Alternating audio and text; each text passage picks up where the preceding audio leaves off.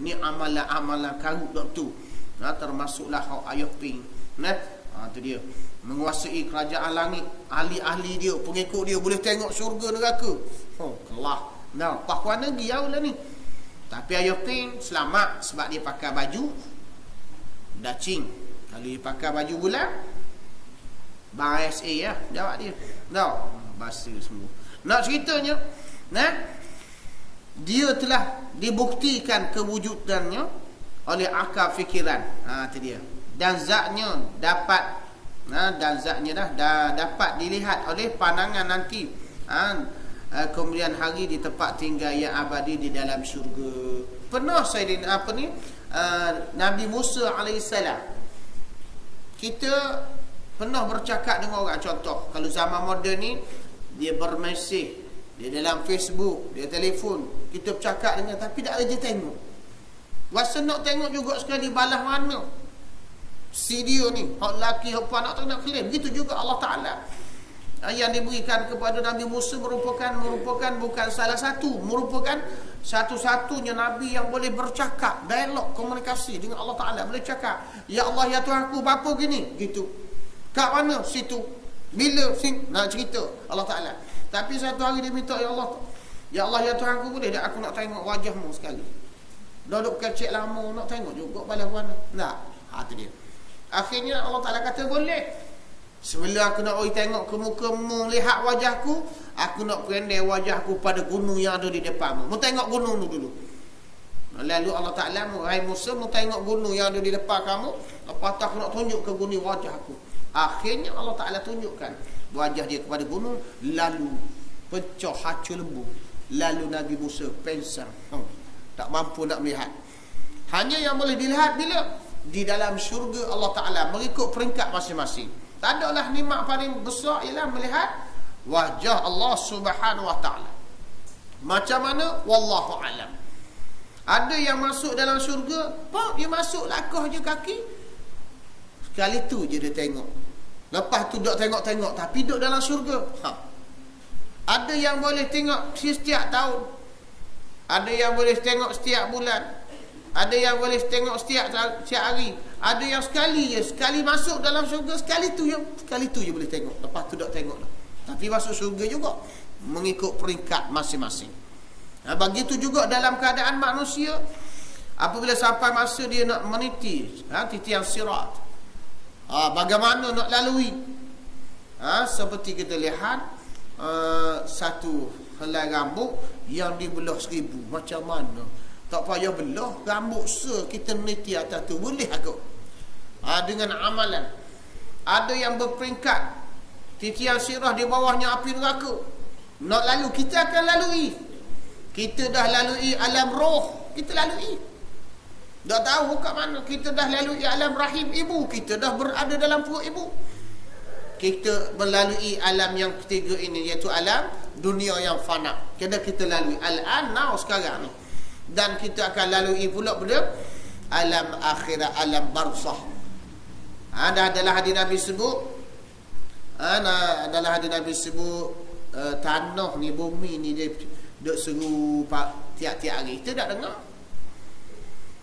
Manusia, mu duk berjalan atas aku, mu duk berlari atas aku, duk menopak atas aku. Suatu hari nanti mu akan berada dalam perut aku.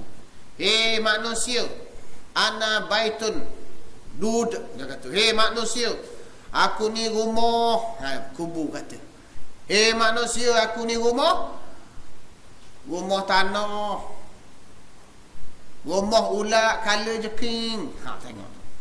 Manusia, aku ni rumah yang sepi, aku ni rumah yang gelap, aku ni rumah yang panas. Dah gelap panas. Tetapi digambarkan oleh hadis Nabi SAW, seorang yang beriman, yang mati dalam keadaan dia beriman pada Allah Ta'ala, kubur yang sempit menjadi luas bagi orang yang beriman.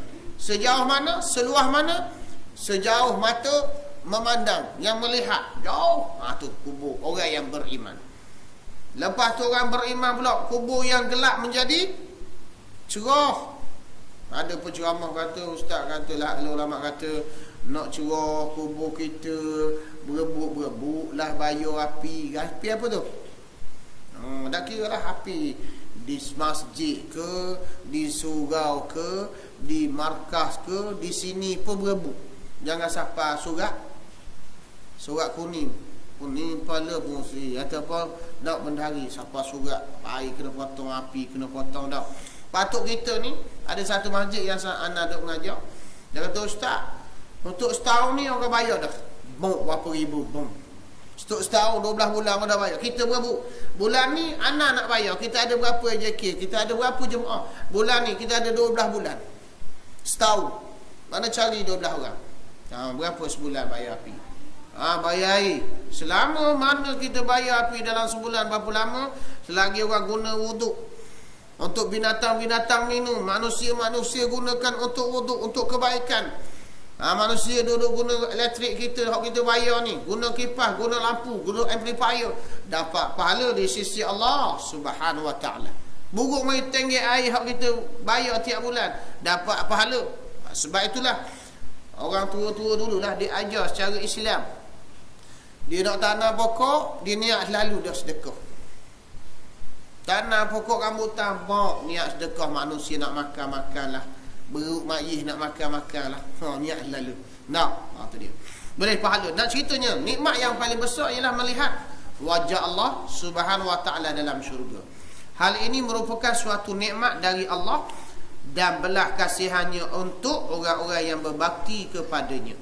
Tetapi kalau orang kafir mati, orang yang munafik mati, orang yang zalim mati, kubur hok sepik jadi sepik pula. Gelap jadi gelap pula. Tu dia. Panah makin panahnya dan sebagainya. Nak ceritanya ni belas kasihan Allah Taala.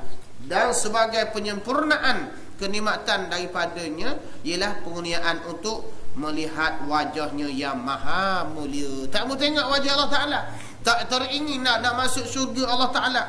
Kita ni orang Islam, kita semayang maghrib tadi, sebelum ini akan datang besok lusa. Lepas ni nak semayang isyak, kita kena ada dua keadaan. Yang pertama, kita sembahyang dalam keadaan kita takut pada Allah Ta'ala. Bertakwa, keadaan takut, ikut perintah. Yang keduanya dengan ada harapan. Itu dia. Sembahyang ikut pandai lah. Boleh pahala. Aku sembahyang dah, boleh pahala ke?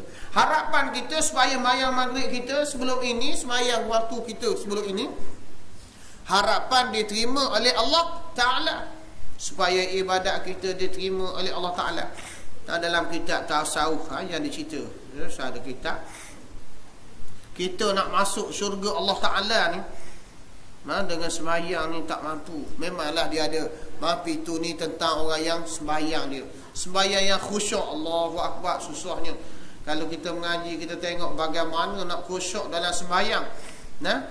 Banyak diceritakan. Contoh sembahyang, Nabi pernah melihat orang lelaki yang sedang solat dalam masjid. Nabi tengok dia sedang menggetar-getar. Bukan getar telur, getar janggut dia, tarik pas sorak hak sipu. Allah banyaknya sipu terus sembahyang. Nabi kata orang ini tidak khusyuk dalam sembahyang. Orang yang angkat takbir Allahu Akbar, mari seorang sembahyang, pak ni dia tahu orang sebelah dia tahu orang kiri kanan dia, tak khusyuk dalam sembahyang. Kau tengok kan senang. Orang bagi pula usah belakang, pak leh, tahu belaka, tak khusyuk dalam sembahyang. Pernah seorang lelaki di zaman Nabi SAW, dia sembahyang dalam kebun. Sembahyang dalam kebun deh. Dia angkat takbir Allahu Akbar, dusun musim rambutan ni, musim durian, tak kira duku kau lasak Allahu Akbar sembahyang. Kalau orang Arab dia sembahyang di kebun, dia ada kurma lah. Tak. Lalu dia sembahyang angkat takbir Allahu Akbar. Dia tengok burung. Bukan tengok burung dia, burung yang duduk atas pokok. Dia terbang tengok, hijau burung ni, pah ni. Burung tu biru, tak kira lah, contoh lah. Dia mengaku, rupanya, aku ni sedang sembahyang, baka beri kona taknu. Tak khusyuk dah dalam sembahyang. Lalu dia kata, dia jumpa, ya Rasulullah, Aku nak kebun aku belaka hak ada ni dengan gerang-gerang, dengan pokok-pokok. Ambillah belaka sebab kebun aku telah melalaikan aku dari pada sembahyang. Hari ni projek kita, perusahaan kita, perniagaan kita banyak melalaikan. Nak duk berniaga tengah bila? Tengah orang duk laungan azan yang pertama ni. Hari apa ni? Hari Jumaat. Haram orang lelaki menjual beli. Ya ayyuhalladzina amanu idza nudiya lis-salati min yaumil jum'ati fas'au ila dzikrillahi wa dzaril bai'. Jangan dah orang puan tak apa. Nak contoh. Kalau buat surga, contoh bau surga tak? Bau surga malam ni. Nah, talang di belakang. Tak khusyuk mayan Allah ada surga. Tak tahu. Bau surga. Tak boleh tok depan ni mengganggu ketenteraman. Contohlah ni. Allah nak ceritanya. Ni perkara yang berlaku pada kita lah sahabat dia. Jadi potong nak ceritanya pada malam ni saya nak cepat ni. Ada program. Seterusnya dah.